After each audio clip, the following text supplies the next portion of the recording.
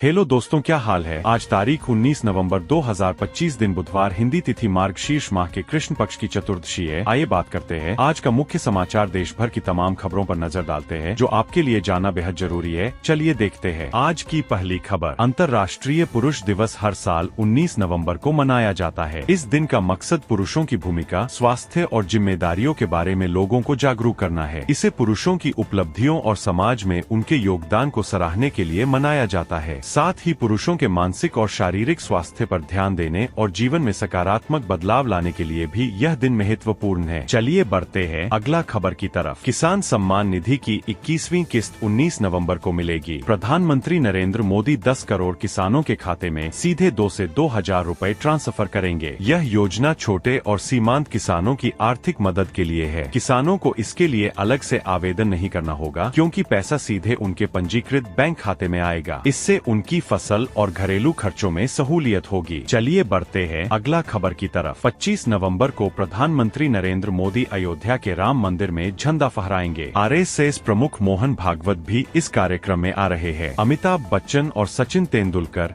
जैसी मशहूर हस्तियों को भी निमंत्रण दिया गया है, परंतु यह एक विशेष कार्यक्रम है, इसलिए इसमें आम लोगों के प्रवेश की अनुमति नहीं है। केवल आमंत्रित मेहमान ही शामिल हो सकेंगे। यह राम मंदिर के निर्माण से जुड़ा एक महत्वपूर्ण कार्यक्रम माना जा रहा है। चलिए बढ़ते हैं अगला खबर की तरफ। 19 नवंबर 2025 को पीएम मोदी कोयम्बटूर में दक्षिण भारत प्राकृतिक खेती सम्मेलन का उद्घाटन करेंगे। इस सम्मेलन का मकसद किसानों को केमिकल फ्री और प्राकृतिक खेती के फायदे बताना है। मोदी वहां किसानों और विशेषज्ञों से मिलेंगे और सस्ती, टिकाऊ और पर्यावरण अनुकूल खेती अपनाने के तरीके साझा करेंगे। इसका लक्ष्य किसानों की आमदनी बढ़ाना और मिट्टी व पानी की सेहत बनाए रखना है। चलिए बढ़ते हैं अगला खबर की तरफ। पूर्व अमेरिकी राष्ट्रपति डोनाल्ड ट्रंप ने कहा है कि वे रूस से बिजनेस करने वाले देशों पर कड़ी कार्रवाई करेंगे। उन्होंने बताया कि इस पर कानून बन रहा है। इसके तहत अगर कोई देश रूसी तेल खरीदता है तो उस पर 500% तक का टैरिफ लगाया जा सकता है। ट्रंप का कहना है कि यह कदम रूस पर दबाव बनाने और अमेरिकी हितों की रक्षा के लिए उठाया जाएगा। अभी इस प्रस्ताव पर कानूनी प्रक्रिया जारी है। चलिए बढ़ते हैं अगला खबर की तरफ। बांग्लादेश की अदालत ने शेख हसीना को मौत की सजा सुनाई है, लेकिन वे फिलहाल भारत में है। बांग्लादेश चाहता है कि भारत उन्हें वापस भेजे, जबकि भारत ने अभी कोई फैसला नहीं लिया है। अगर भारत उन्हें शरण देता है तो दोनों देशों के रिश्तों में तनाव बढ़ सकता है। वहीं अगर प्रत्यर्पित किया गया तो बांग्लादेश खुश होगा, लेकिन भारत को कूटनीतिक और सुरक्षा चुनौतियों का सामना करना पड़ सकता है। चलिए बढ़ते हैं अगला खबर की तरफ। जानकारी के अनुसार गृह मंत्री अमित शाह ने नक्सली नेता हिरमा के खिलाफ कार्रवाई की एक समय सीमा तय की थी। हिरमा को 12 अप्रैल 2010 में छत्तीसगढ़ के दंतेवाड़ा में 76 सीआरपीएफ जवानों की हत्या का मास्टरमाइंड माना जाता था। रिपोर्ट्स के मुताबिक उसे इस घटना के 12 दिन पहले ही एक सुरक्षा अभियान में मार दिया गया था। यह ऑपरेशन हिरमा को खत्म करने की सरकार की कार्ययोजना का हिस्सा बताया जा रहा है। चलिए बढ़ते हैं अगला खबर की तरफ। पाकिस्तान के कप्तान और स्टार बल्लेबाज बाबर आजम पर श्रीलंका के खिलाफ वनडे मैच में खराब बर्ताव के कारण आईसीसी ने जुर्माना लगाया है। आउट होने के बाद उन्होंने गुस्से में अपना बैट स्टंप्स पर मार दिया था, जो क्रिकेट के नियमों के खिलाफ है। इस अनुशासनहीनता के लिए उनकी 10% मैच फीस काट ली गई है। साथ ही उनके रिकॉर्ड में एक डिमेरिट पॉइंट भी जोड़ा गया है। बाबर ने अपनी गलती मान ली है। चलिए बढ़ते हैं अगला खबर की तरफ। दुनिया भर में आज ChatGPT और X, ट्विटर जैसी बड़ी सेवाएं लगभग 2 घंटे तक बंद रहीं। यह समस्या क्लाउडफ्लेयर नामक एक कंपनी के सर्वर डाउन होने की वजह से हुई, जो इन वेबसाइटों को तकनीकी सहायता देती है। इस घटना का दुनिया की लगभग 75 लाख से अधिक वेबसाइटों पर असर पड़ा और उपयोगकर्ता इन सेवाओं का इस्तेमाल नहीं कर पाए और सभी सेवाएं फिर से चालू हो गई है। चलिए बढ़ते हैं अगला खबर की तरफ। बिहार की राजनीति में एक नया मोड़ आया है। मुख्यमंत्री नीतीश कुमार ने अपने शपथ समारोह की तैयारियों को जांच।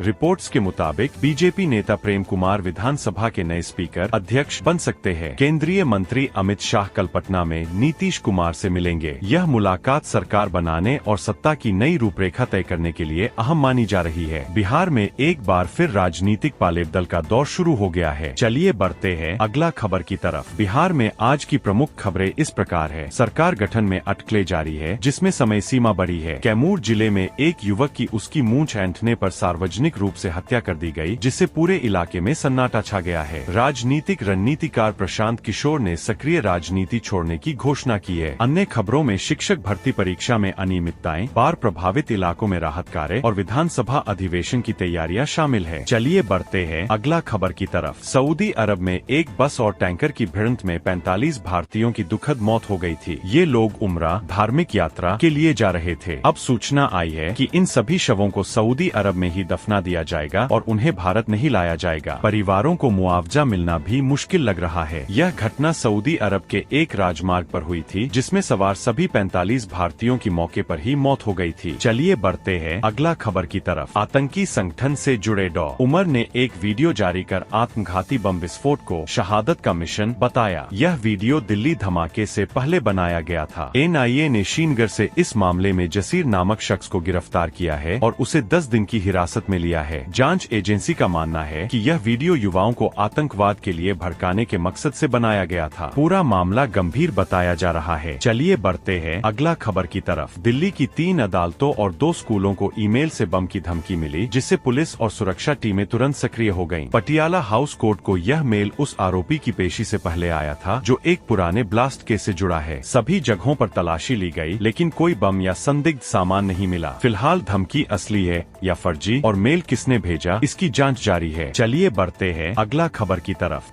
आंध्र प्रदेश में भारत का पहला इलेक्ट्रिक एयर टैक्सी हब बनने जा रहा है। इस प्रोजेक्ट में सरला एविएशन 1300 करोड़ रुपए लगाएगी। सरकार का लक्ष्य है कि 2 साल में ड्रोन टैक्सी सेवा शुरू हो जाए। इसके चलने के बाद लोग कम दूरी की यात्रा कुछ ही मिनटों में कर सकेंगे और खर्च भी कम होगा। यह तकनीक पर्यावरण के लिए भी बेहतर मानी जा रही है। अभी पूरी तैयारी और सुरक्षा जाँच जारी है। चलिए बढ़ते हैं अगला खबर की तरफ। लॉरेंस बिश्नोई के भाई अनमोल को अमेरिका से भारत लाया जा रहा है। उस पर गायक सिद्दीकी और गायक सिद्धू मूसेवाला की हत्या का आरोप है। साथ ही उस पर अभिनेता सलमान खान के घर पर गोली चलाने का भी आरोप लगाया गया है। अनमोल को डी वीसा के जरिए भारत लाया जा रहा है, जहां पुलिस उससे पूछताछ करेगी। यह मामला गैंगस्टर लॉरेंस बिश्नोई के नेटवर्क से जुड़ा एक बड़ा खुलासा माना जा रहा है। चलिए बढ़ते हैं अगला खबर की तरफ। झारखंड की राजनीति में भाजपा प्रवक्ता अजय आलोक के एक पोस्ट ने तहलका मचा दिया है। उनके पोस्ट को झारखंड के मुख्यमंत्री हेमंत सोरेन की स्थिति के बारे में एक संकेत के रूप में देखा जा रहा है। इस पर झारखंड के मुख्य राजनीतिक दल JMM ने तीखी प्रतिक्रिया दी है। पार्टी ने साफ कहा है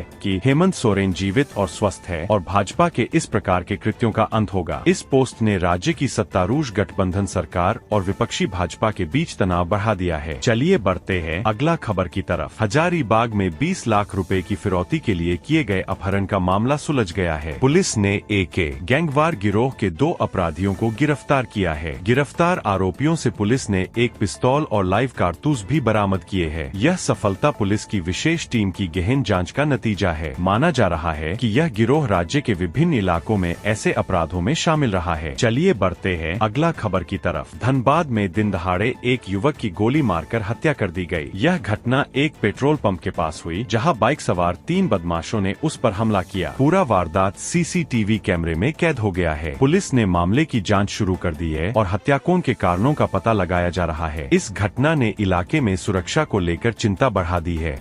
चलिए बढ़ते हैं अगला खबर की तरफ। छत्तीसगढ़ में एक टीचर का वीडियो वायरल हुआ, जिसमें उन्होंने नाक की स्पेलिंग नोज और आँख की ई लिख दी। इसके बाद उन्हें निलंबित कर दिया गया। वहीं IIT गुवाहाटी ने गेट 2026 की परीक्षा तारीखें जारी की है। परीक्षा 7, 8, 14 और 15 फरवरी 2026 को होगी। पंजाब में आंगनबाड़ी में 10वीं पास महिलाओं के लिए 6110 नई वैकेंसी निकली है, जिनके लिए आवेदन शुरू हो चुके हैं। चलिए बढ़ते हैं अगला खबर की तरफ। गुवाहाटी में होने वाले दूसरे टेस्ट मैच के लिए नीतीश रेड्डी को भारतीय टीम में शामिल किया गया है। साथ ही खिलाड़ी शुभमन गिल भी इस मैच के लिए गुवाहाटी पहुंच सकते हैं। टीम की तैयारियों को देखते हुए आज हुए प्रैक्टिस सेशन में 6 खिलाड़ियों ने हिस्सा लिया। यह टीम लाइनअप में संभावित बदलाव का संकेत देता है। यह नीतीश रेड्डी के लिए एक बड़ा मौका साबित हो सकता है। चलिए बढ़ते हैं अगला खबर की तरफ। फिल्म निर्देशक एस राजामौली पर पुलिस ने FIR दर्ज की है। आरोप है कि उन्होंने अपनी नई फिल्म वाराणसी के लॉन्च के दौरान भगवान हनुमान के बारे में आपत्तिजनक बातें कहकर हिंदू भावनाएं आहत की। इस शिकायत पर पुलिस ने मामला दर्ज कर जांच शुरू कर दी है। इस घटना ने सोशल मीडिया पर बड़ा विवाद पैदा किया है। चलिए बढ़ते हैं अगला खबर की तरफ। एंटीबायोटिक दवाएं अब कई लोगों पर पहले जितनी असरदार नहीं रह गई है, क्योंकि लोग इन्हें जरूरत से ज्यादा और बिना डॉक्टर की सलाह के खा रहे हैं। डॉक्टरों का कहना है कि बार बार या गलत तरीके से एंटीबायोटिक लेने से शरीर में इनकी असर करने की क्षमता कम हो जाती है। इससे सामान्य बीमारी भी ठीक होने में समय लग सकता है। विशेषज्ञों की सलाह है कि दवा कभी भी खुद से खरीद कर न ले और हमेशा डॉक्टर की राय माने। अगर आप हर पल अपडेट रहना चाहते हैं और मेरे चैनल पर पहली बार आए हैं तो सब्सक्राइब कर ले और लाइक करे दे। अपनी कुछ सुझाव देना हो तो मुझे कमेंट करे, इससे मुझे मोटिवेशन मिलता है। चलिए मिलते हैं अगली वीडियो में, तब तक आप अपने परिवारजनों को ख्याल रखें। Okay bye.